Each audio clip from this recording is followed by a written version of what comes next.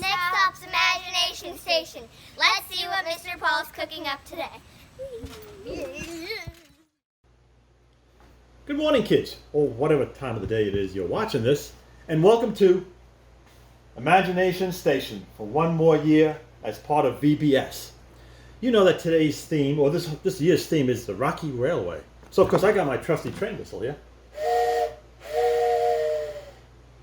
which I used to love as a kid because I always loved taking train trips. And I know with my own family, we took lots of train trips, and we really enjoyed doing the rides and looking out the window and imagining things outside the window. So I ask you kids every year. Some of you have been through VBS before and some haven't. But what I always ask, one of the first questions is imagination. What is it? What is your imagination?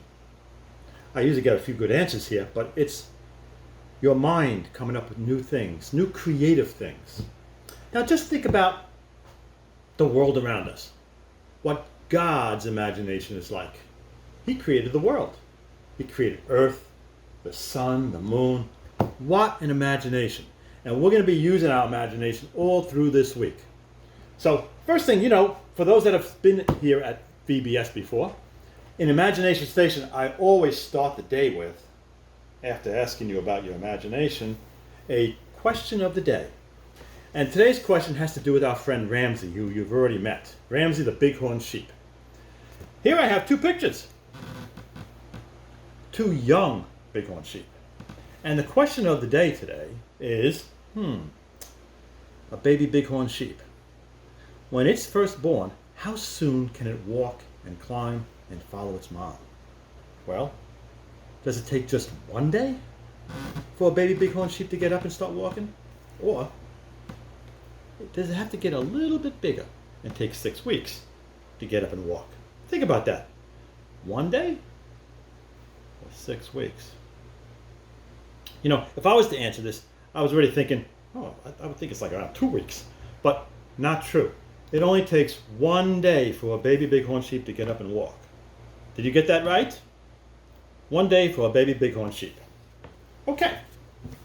Now, as you know, this year's theme has to do with trains. And I've talked a little bit about it. So I'd like to ask you another question and demonstrate something here. I have 2 sets of 3 train tracks. And you've already learned about Jesus. Jesus makes things easier for us. When things get hard, think about Jesus. Trust Jesus. And I'm going to show you something that, I'm going to take a little twist on that. It seems easy to do, but is it really? Can I make these 3 train tracks into 3 nice lined up train tracks? I'm going to take this piece of paper by the corner. I put a couple of slits in there, hoping that it's going to help me, because this should be really easy to do. Is it really easy to do? I only got 1. How did that happen? How can I rip this piece of paper into 3 train tracks? That didn't work too good. So it's harder than it looks. And there's going to be a lot of things in life that's going to be harder than they originally look. But if I take a new twist on this and take 3 train tracks again, a little slit in the top there for the 3 train tracks, but do one thing different. Watch.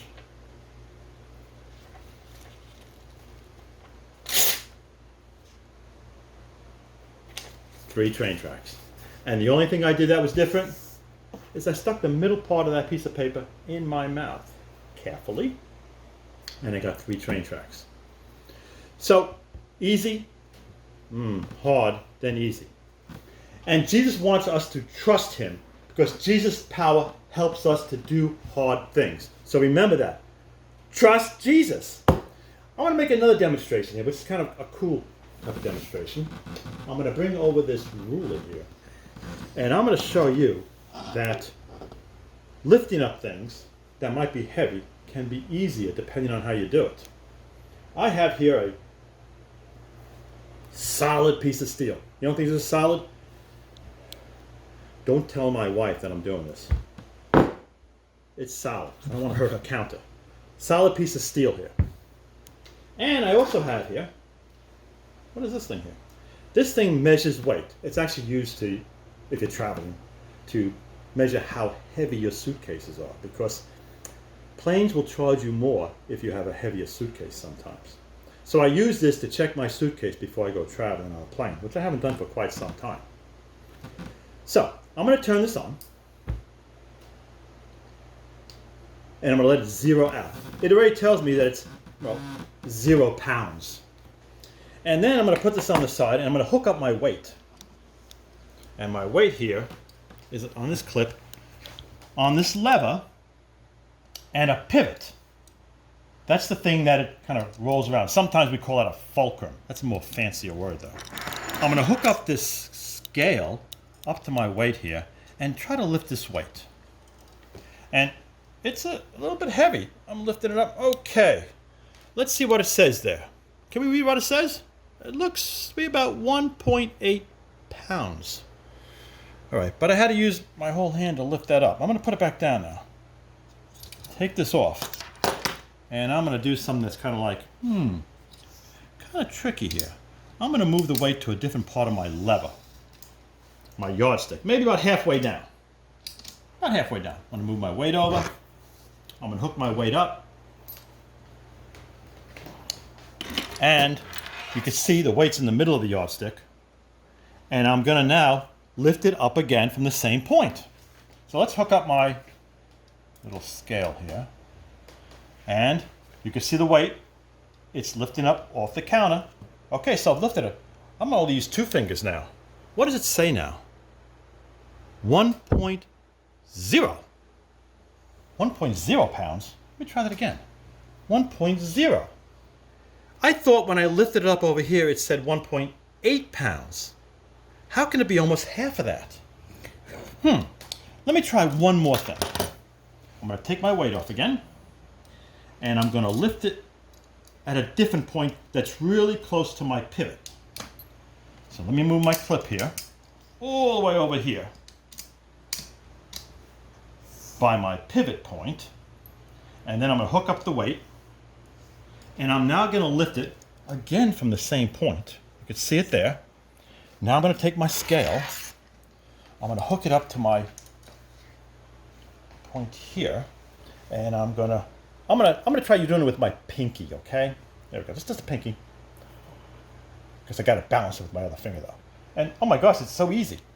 And what does it say there? Oh, I should have used a stepping stool. Can you see what it says there? It says less than a pound. Less than a pound. Why was that so easy? When you use a lever and a pivot, by letting the length of your lever lift up things that can be heavy. We started with 1.8 pounds. It's still the same weight, and yet we were able to lift it up a lot easier. Sort of like, well, maybe like your elbow. That's a pivot point. Or maybe something you have around the house. A little wheelbarrow. Yes, my son left his Legos here, so I made a little wheelbarrow out of his Legos. So when I put the weight at the end, closer to the pivot point, which is the wheels in this case, that's pretty easy to move. When I move it over to here, I'm lifting up the whole weight. Right, and that is a lot heavier. Over here, piece of cake. In fact, it wants to flop over. It is much lighter. So when you think about hard things in your life, when you're faced with a challenge of some kind, what do? Think of Jesus. Jesus helps us to do hard things. His power helps us to do hard things. And of course, so what do? Trust Jesus. Come back tomorrow for another Imagination Station and a whole new thing to explore. But bring your imagination. Have a great rest of the day.